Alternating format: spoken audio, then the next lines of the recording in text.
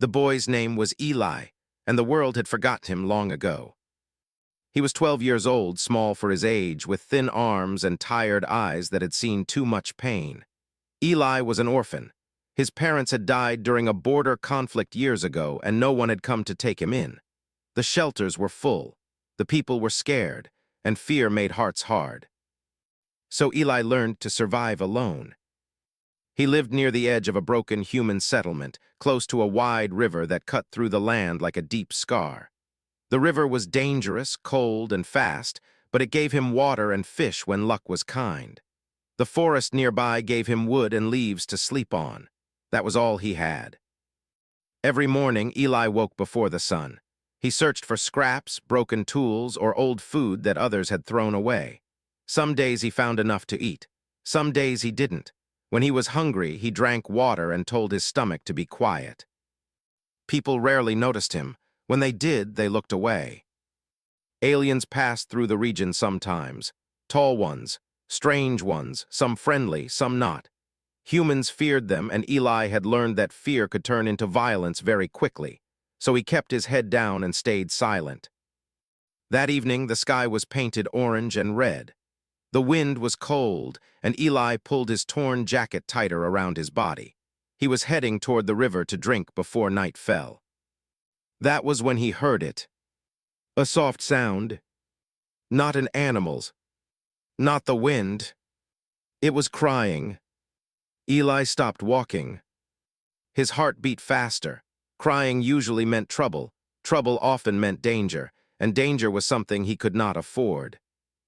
But the sound came again, weak and shaking, carried by the wind.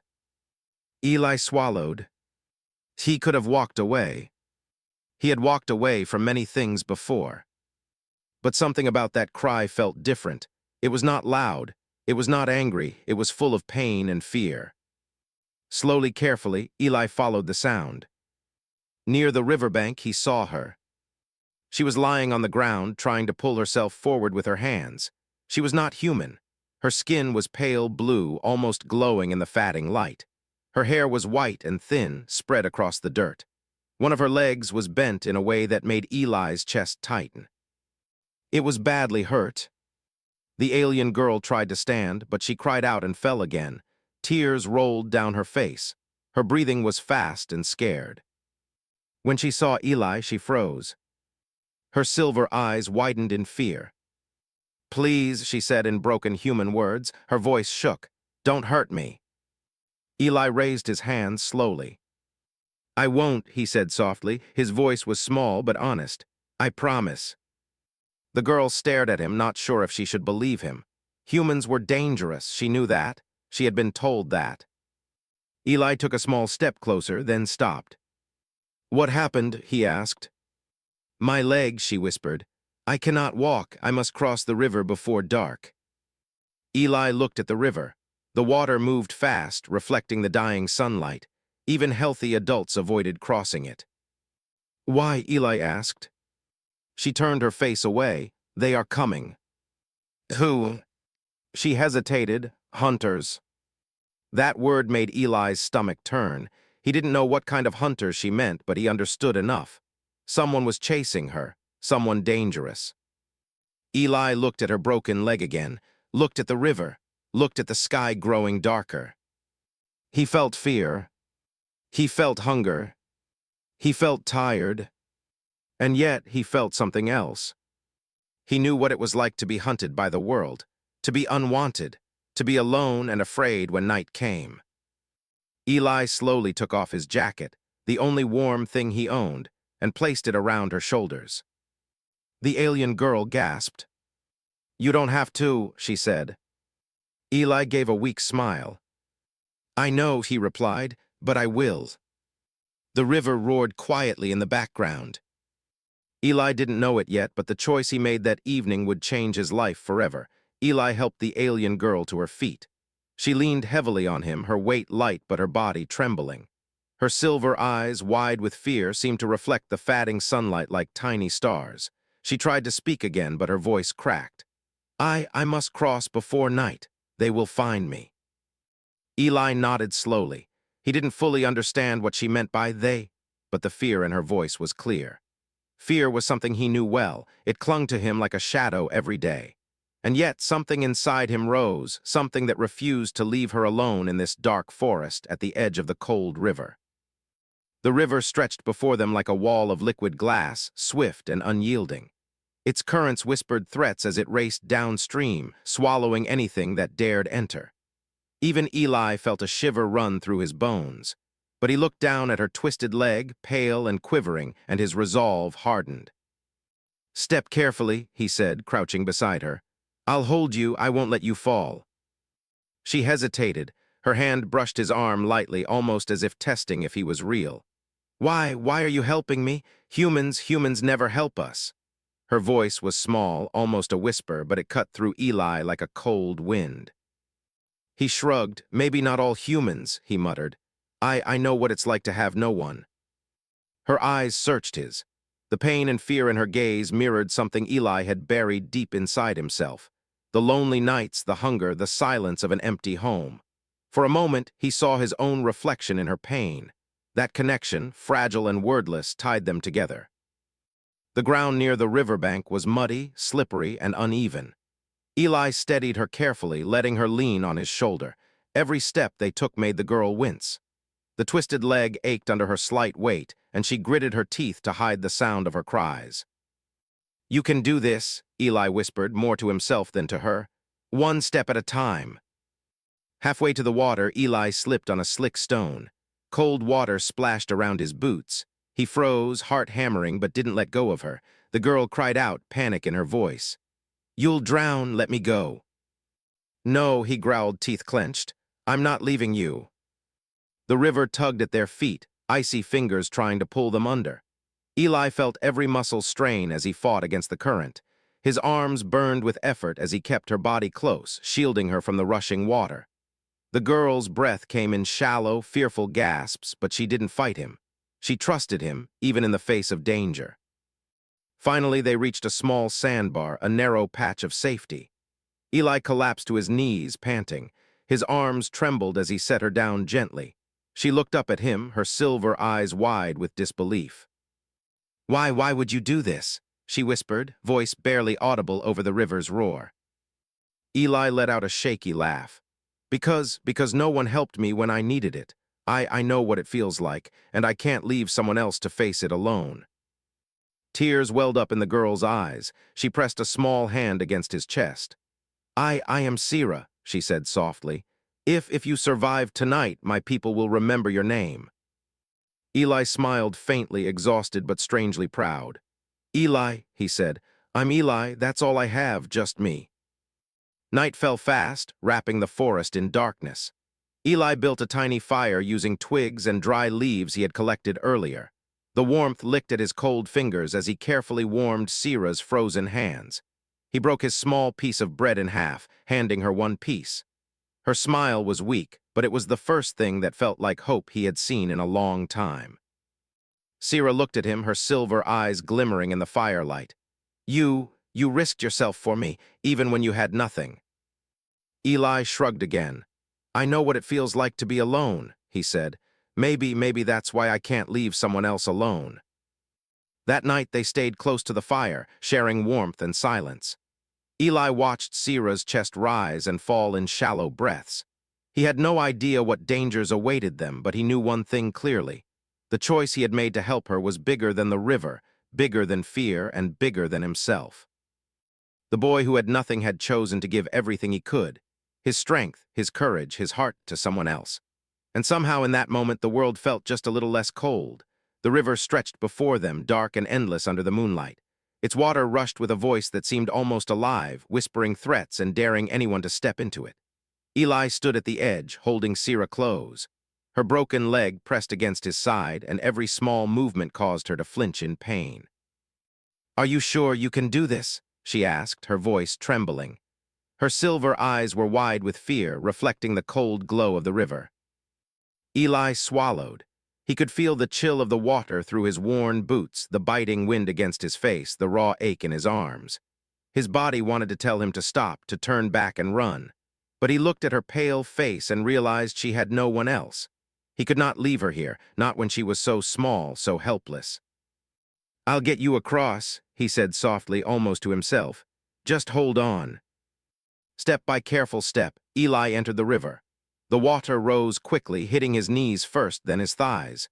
The current tugged at him like invisible hands trying to drag him under. He gritted his teeth, focusing on each step, feeling the cold cut through his body, turning his legs into ice.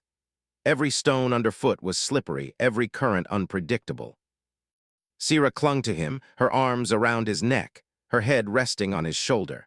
Her body shook, not only from the cold, but from the fear that any second might pull them both into the river's unforgiving flow.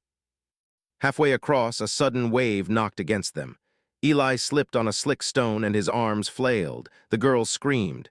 "Eli," she cried, panic rising in her voice. "We're going to die." "No," he shouted, his voice raw with effort. He grabbed her tighter, anchoring himself against the river's pull. His legs trembled, his arms burned, and his lungs gasped for air. Every step became a battle, every movement a struggle against nature itself. Eli remembered the nights he had cried alone when hunger and fear had gnawed at him. He remembered the people who ignored him, the cold silence of the world around him. And he thought, I can't let her feel this alone. I can't let her die alone. "Hold on," he muttered, gritting his teeth as he took another step. "Just a little more, we'll make it." Sira's breathing was quick, shallow, her small hands tightened around his shoulders. I can't, I'm too weak," she whispered. "You're not weak," Eli said firmly. "I've got you, you're stronger than you know."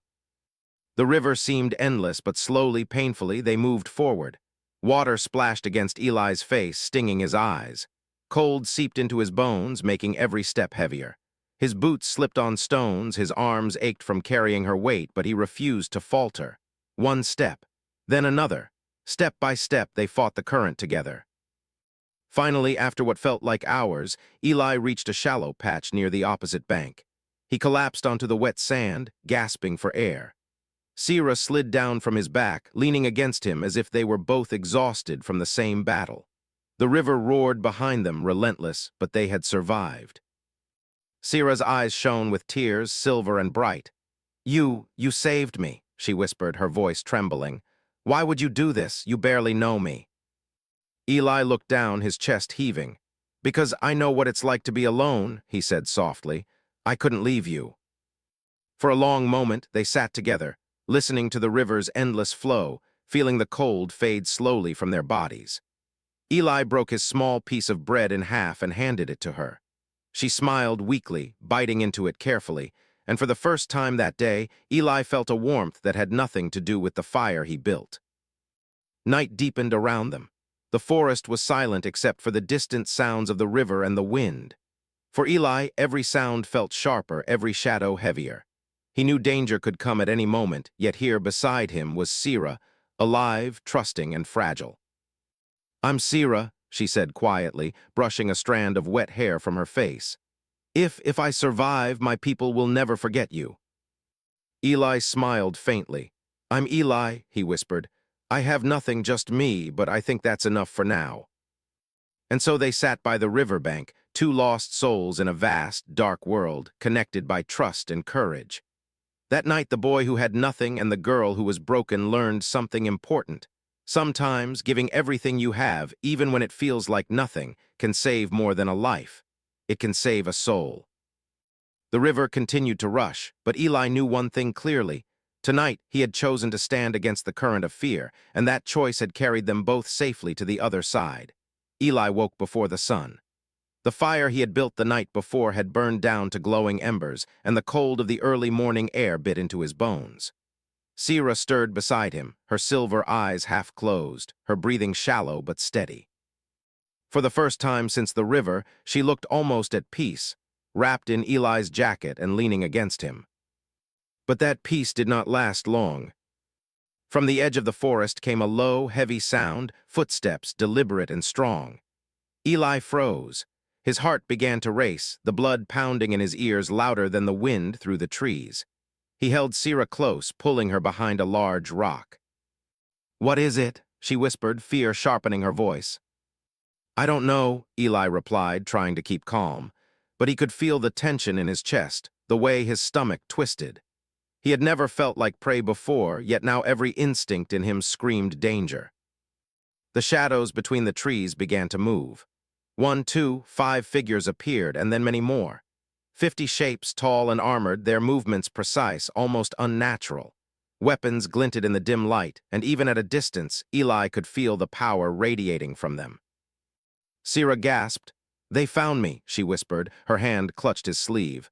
"They are my people, my family, warriors. They were hunting me." Eli's mind raced. "Hunting you, but why? You're just a girl." "They believe I ran from duty," she said softly, fear trembling in her words. "They do not understand. If they see me, if they think I am weak, they might kill me." The figures emerged fully into the clearing, surrounding them. Eli's heart froze as he recognized the leader, the largest of them all. His armor shimmered in the first light of dawn, and his silver eyes, sharp and unyielding, were fixed on Sira. His gaze then swept toward Eli, piercing, assessing, dangerous. "Sira," the leader called, his voice deep and commanding. "You were taken. Why did you leave without permission?" Sira winced, but she pushed herself to stand. Her broken leg throbbed with pain, but she didn't falter. "I had no choice," she said quietly. "He helped me. He carried me across the river. He saved my life." Eli looked up, surprised. All eyes turned toward him. 50 alien warriors, their expressions unreadable, studied him with intensity he had never known. Fear surged in his chest. He was small, alone, surrounded. And yet in that moment something stronger than fear took hold, a stubborn courage he had carried all his life. "I didn't hurt her," Eli said, voice shaking but firm. "I helped her. I carried her when she couldn't walk. I protected her when she was in danger." The leader's gaze never wavered. Eli could feel the weight of it like 1,000 judgments pressing down. The other warriors moved slightly, forming a tighter circle. Eli's stomach twisted. He had faced bullies, hunger, and loneliness, but never something like this. Sira stepped forward, her hand trembling as she reached toward Eli. "Father," she said softly, voice full of emotion. "He saved me. He didn't harm me. He carried me when I could not move. He risked his life." The leader's eyes softened slightly, but his posture remained commanding. He studied Eli for a long, tense moment. Eli's chest heaved. He didn't know what would happen next. Any misstep could cost him his life, or worse, put Sira in danger. Finally, the leader spoke. His voice was calm but powerful. "Human child, you had nothing, and yet you chose to risk your life for mine daughter. You chose honor when you had nothing to gain." The warriors lowered their weapons slowly. 50 eyes, once filled with judgment and fury, now watched in silence. Eli's legs shook, and he sank to the ground slightly, relief flooding him like warm water. Sira's small hand rested against his arm. "You see," she whispered, They will not harm you. You saved me, and that is more than they have ever seen from a human." Eli looked around at the warriors, at their glowing armor, their poised weapons, their strength and discipline. And he realized something profound. Courage and kindness could speak louder than swords or anger. That the choices of one small human boy, lost and alone, could command respect, even from the most powerful beings in the forest. The sun broke over the horizon, casting golden light across the river, the forest, and the clearing where they stood.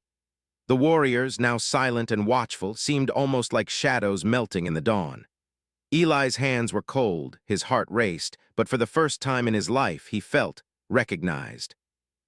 And he knew, deep down, that the river he had crossed, the fear he had faced, and the choice he had made to help Sira had changed everything. The dawn was no longer just the start of a new day. It was the start of something greater, something beyond fear, beyond survival, a world where even the smallest human could matter. Eli's legs shook as he stood in the clearing, surrounded by 50 alien warriors. Their weapons glinted in the early sunlight, and their armor reflected the gold and pink of dawn. His heart still pounded from the fear, the rush of the river, and the moment when he thought his courage might not be enough. The leader of the group stepped forward, his silver eyes fixed on Eli. He was taller than anyone Eli had ever seen, his presence commanding. Eli swallowed hard, expecting a command, a punishment, or perhaps even death.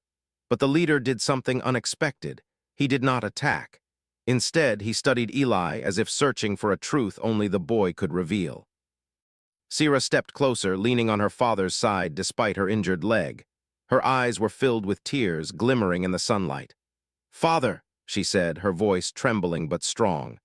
"This human, he carried me across the river, he fed me. He protected me when he had nothing. He risked his life for mine." The leader's eyes softened for the first time. Eli, sensing the shift, stayed still, his body tense. The other warriors lowered their weapons slightly, their eyes still on him, curious and cautious.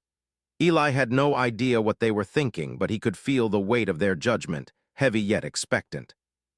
"My daughter," the leader said quietly, almost to himself. His voice carried authority, but also a note of disbelief. He studied Eli again. "You knew nothing of who she is, yet you chose to help her." Eli shook his head. "I didn't know anything about her. I only saw someone who needed help. She was scared, alone, hurt. I just did what I thought was right." His voice was small but steady, and he felt something strange, pride. Pride in having chosen kindness over fear, in having done something good even when it was hard. Sira moved closer to Eli. "He saved me," she said softly. "He didn't hesitate. Even when the river tried to take him, even when his body was weak, he stayed. He is brave, father, braver than most humans I have heard about." The leader took a deep breath, then knelt. Eli's eyes widened. The ground beneath him seemed to shift. One by one, the 50 warriors knelt as well, forming a circle of respect and honor around him. Eli could barely believe what he was seeing. These warriors, fierce and powerful, who had the ability to crush him with ease, were showing reverence. "We are the Varking Guard," the leader said, his voice strong but reverent. "We live by strength, discipline, and the protection of our own. But sometimes strength is not shown in power or weaponry. Sometimes strength is shown in mercy, courage, and selflessness." He looked at Eli directly, his gaze piercing but not threatening. "You have chosen honor when you had nothing to gain. You have shown us what humanity can truly be, not by its weapons or its colonies, but by its heart." Eli felt warmth spread through him, a feeling he had never known before. Recognition, respect, acceptance. All his life he had been ignored, overlooked, and forgotten. Now he was being seen, not for his size, not for his strength, but for his choices. Sira's father extended his hand. "Child of Earth," he said, "you have saved my daughter. You have shown a light in humanity that we have long forgotten. For that, we owe you our honor, our protection, and our gratitude." Eli hesitated, unsure what to say. He had never imagined being honored by anyone, let alone 50 alien warriors. He could only nod, his voice caught in his throat. Sira smiled, weak but radiant, and placed her small hand on Eli's arm. "You are my hero," she said. "You saved me when no one else could. My people, my family, we will never forget you." The Varking warriors, once so fearsome and distant, now seemed almost gentle. They offered supplies, warmth, and care, treating Eli with respect he had never experienced. The boy who had nothing, who had lived in fear and hunger, who had always been alone, was now seen as a savior, a friend, and a protector. Eli realized something profound in that moment. Sometimes the simplest act of kindness, a hand offered, a life protected, could change not only one life but the fate of many. The dawn light spilled across the river, reflecting in the silver eyes of Sira, in the shining armor of the warriors, and in the chest of a human boy who had learned that courage and compassion were stronger than fear. That morning, Eli understood that life's value was measured not by what you had, but by what you gave, even if it was only your courage, your heart, or your time. And in that understanding, the world felt a little brighter, a little safer, and full of possibilities he had never dared to imagine. The clearing was alive with activity. The 50 Varking warriors moved with precision, tending to Sira's injured leg with tools and medicines Eli had never seen before. Her leg, twisted and broken the night before, was being set carefully and wrapped with glowing bandages that pulsed gently with light. Eli watched, amazed, as the fear and pain that had haunted her seemed to melt away under their care. He shivered as the morning air brushed against his cold arms. The fire he had built the night before was gone, replaced by the buzzing of alien technology and the soft hum of energy shields. Eli had never felt so small in his life. He, a human boy who had lived in abandoned ruins, survived by scraps and hiding, was now surrounded by beings from another world, treating him not as an enemy, not as a stranger, but as a guest. The leader of the Varking Guard, Sira's father, approached him. His silver eyes were steady, yet there was warmth there, something Eli had never seen in an adult before. "Child of Earth," he said, voice deep and calm, "we have heard many stories about humans, stories of greed, cruelty, and fear, yet you, a boy with nothing, have shown us a truth we had almost forgotten." Eli tilted his head, confused. "What truth?" he asked softly. "Compassion, bravery, honor," the leader replied. "You risked your life for someone else when no one asked you to. You acted without thought of reward, without hope of recognition. That is the measure of true strength, child of Earth." Sira's small hand found Eli. She squeezed it lightly, her silver eyes bright with tears and gratitude. "You carried me across the river," she whispered. "You fed me, protected me, even though you had nothing. That is why my people will always remember you." Eli swallowed hard. He had lived his whole life thinking that having nothing meant he was powerless. But now he saw another truth, that courage and kindness could matter more than wealth, strength, or status. He could change a life, not with weapons, not with authority, but with heart. The Varking warriors had begun to set up a small camp in the clearing. Supplies were laid out carefully, warm food, blankets, tools, and even small gifts for Eli. He had never seen so much care in one place in his entire life. Every warrior who passed him gave a nod of respect, a silent acknowledgement that his actions had earned their admiration. Sira's father watched him closely, then spoke again. "Humanity has been judged harshly in our stories, but today you have reminded us that even the smallest human, even one with nothing, can shine brighter than the strongest warrior. Your choice, your courage, is now part of our history."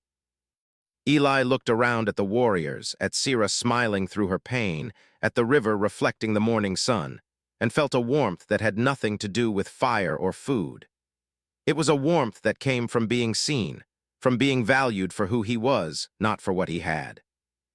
Sira leaned closer. "We are not here to hurt you, Eli," she said softly. "We are here to honor you. You are my hero, and soon all of my people will know your name." For the first time in his life, Eli felt that he belonged somewhere, that his choices mattered, that he had a place in the universe larger than the empty ruins he had called home. The Varking leader turned to the warriors. "Prepare the ship. Earth may be far, but we carry with us today the memory of a human child who reminded us that mercy and courage are more powerful than fear and war. Let this be a message to all who doubt the heart of humanity." Eli felt a shiver of wonder. He could not yet imagine what lay ahead, but for the first time he dared to hope. The boy who had nothing had given everything, courage, heart, and trust, and the universe had taken notice.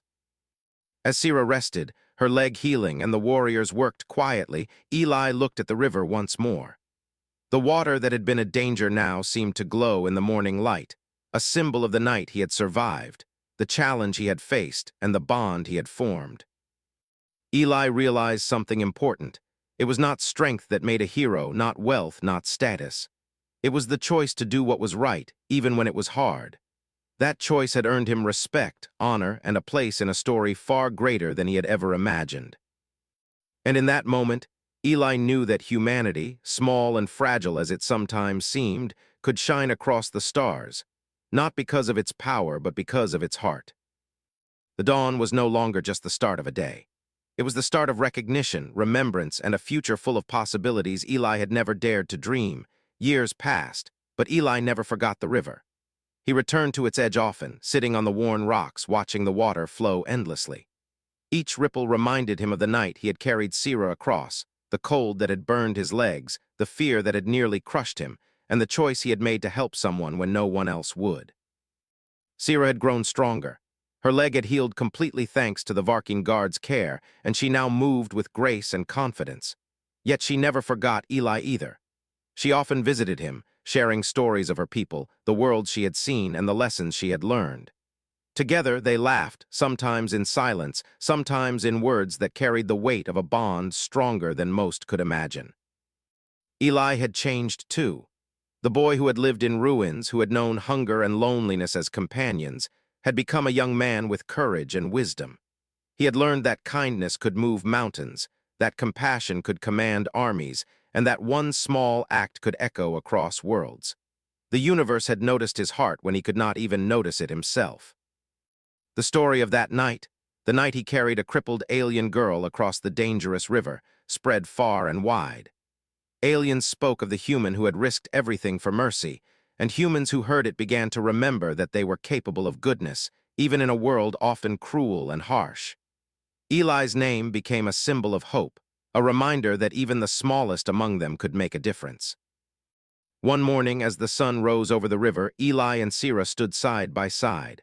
The water sparkled like silver the way it had that first night. The forest whispered softly around them. Sira looked at Eli, her silver eyes glimmering with gratitude and pride. "You saved me," she said softly. "And because of that, the galaxy knows that humans can be brave even when they are small."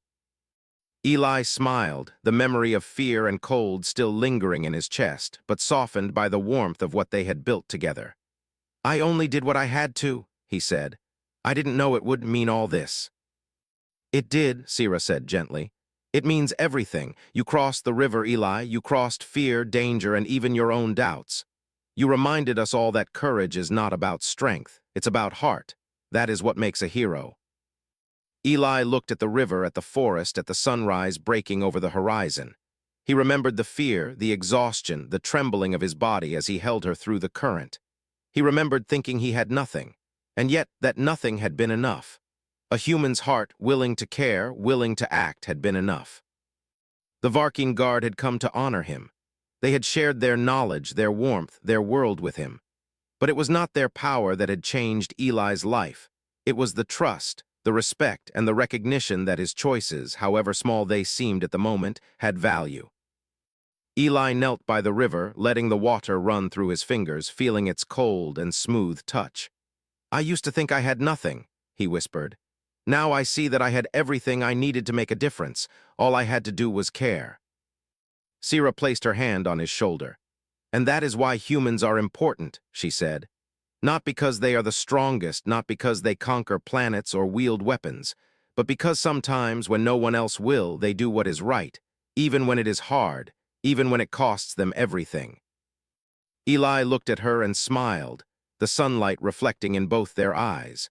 The river behind them sparkled, a silent witness to the night that had changed everything. The boy who had been nothing had become the man who reminded two worlds that kindness, courage, and heart could shape the galaxy. The story of Eli and Sira lived on, whispered in the forests, carried by the river's flow, and remembered in the stars. One human boy, lost and alone, had crossed a river and in doing so had crossed into history. And the universe, vast and cold as it was, remembered that night forever. Because sometimes, it takes only one heart willing to help another to change everything.